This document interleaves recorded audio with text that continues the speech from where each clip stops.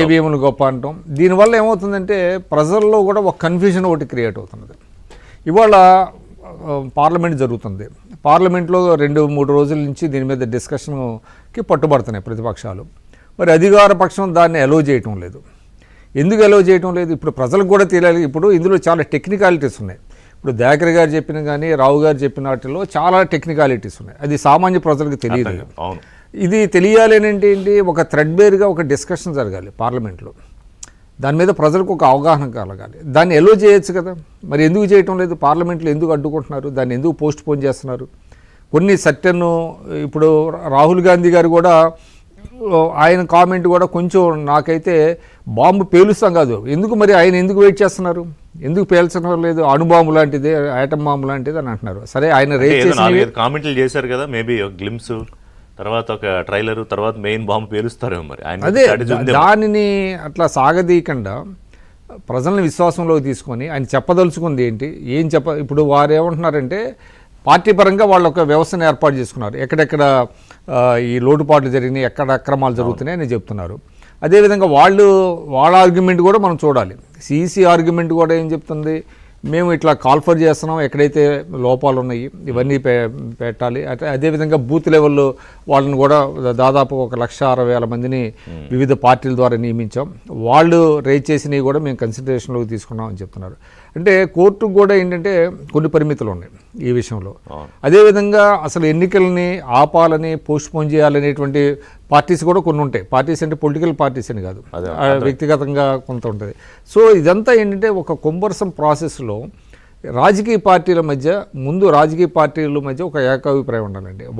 వాళ్ళని పిలిచి మాట్లాడి ఎలా చేయాలి, ఏం చేయాలి, ఫుల్ ప్రూఫ్గా ఎటువంటి విధానాలను అవలంబించాలనే దాని మీద లేనంత వరకు కూడా ఇప్పుడు వాళ్ళు ఒక రకంగా మాట్లాడుతున్నారు, వీళ్ళు ఒక రకంగా మాట్లాడుతున్నారు. ఇప్పుడు దయాకర్ గారు కూడా వాళ్ళ ఆర్గ్యుమెంట్ ఏంటి, ఆయన చెప్పినట్టుగా మరి కర్ణాటకలో మీరు ఎలా గెలిచారు, హిమాచల్ ప్రదేశ్లో ఎలా గెలిచారు, దీనికి సమాధానం ఏంటంటున్నారు.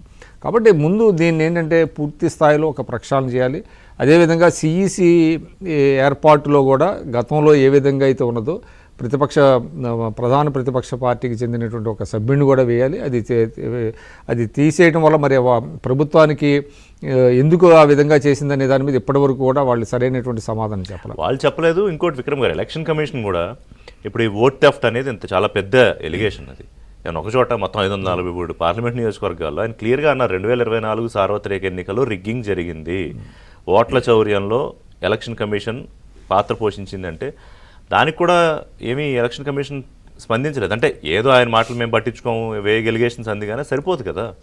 ఇప్పుడు వీళ్ళు ఏమంటున్నారు, బీహార్లో 65 లక్షలు తీసేశారు, మహారాష్ట్రలో 1 కోటి మంది యాడ్ చేశారు, 1 కోటి మందిలో ఎక్కువ ఓట్లు బీజేపీకి పడ్డాయంటున్నారు. అంటే ముఖ్యంగా వీళ్ళు చేసింది బలహీన వర్గాలు రిమూవ్ చేశారనేటువంటిది ప్రధాన ఆరోపణ. ఎక్కడైతే బీహార్లో మీకు బీసీ, ఎస్సీ, ఎస్టీ, మైనార్టీ ఓట్లను తీసేశారనేటువంటిది అది జరిగితే అది దానికి ఇంకా ప్రజాస్వామ్యానికి అర్థమే ఉంది. అసలు డెమోక్రసీకి మీరన్నట్టు పునాది ఇప్పుడు చూసుకుంటే గుండెకాయ ఎన్నికలు. ప్రతి 5 ఏళ్లకి అదే కదా పంపింగ్, మళ్ళీ చెకింగ్. ఇది అసలు అదే లోపం ఉంది అన్నప్పుడు ప్రజాస్వామ్యం ఎలా బతుకుతుంది? రాహుల్ గాంధీ గారు అన్న కామెంట్స్. ఇప్పుడు మనం ప్రధానంగా శాస్త్ర సాంకేతిక రంగాల్లో చాలా ముందని చేసాం. ఇవాళ మనకి ఉపగ్రహాలు అంతరిక్షంలోకి వెళ్తున్నాయి, వాళ్ళని అంతరిక్షంలో పంపిస్తున్నాం, మళ్ళీ వస్తున్నాం. అంటే ఇంతగా మనం అభివృద్ధిలో పురోగతి సాధిస్తున్నప్పుడు ఏఐ టెక్నాలజీ వచ్చింది, డీప్ టెక్నాలజీ అంటున్నారు. ఇంత వచ్చినప్పుడు ఈ ఎన్నికల నిర్వహణలో ఇంత వెనకబాటుతనం ఎందుకు ఉండాలి? విషయంలో ఇంత కన్ఫ్యూషన్ ఎందుకు ఉండాలి? ఎందుకు దాన్ని పారదర్శకంగా చేయట్లేదు? మరి ప్రతిపక్షాల ఆరోపణలు తీసేయండి, సామాన్య ప్రజల్లో కూడా కొంత ఉన్నది. ఇప్పుడు ఎన్నికల నిర్వహణలో అనేక లోపాలు ఉంటున్నట్టుగా సామాన్య ప్రజలకు కూడా అర్థమవుతుంది. కేంద్రంలో ఎవరు అధికారంలో ఉన్న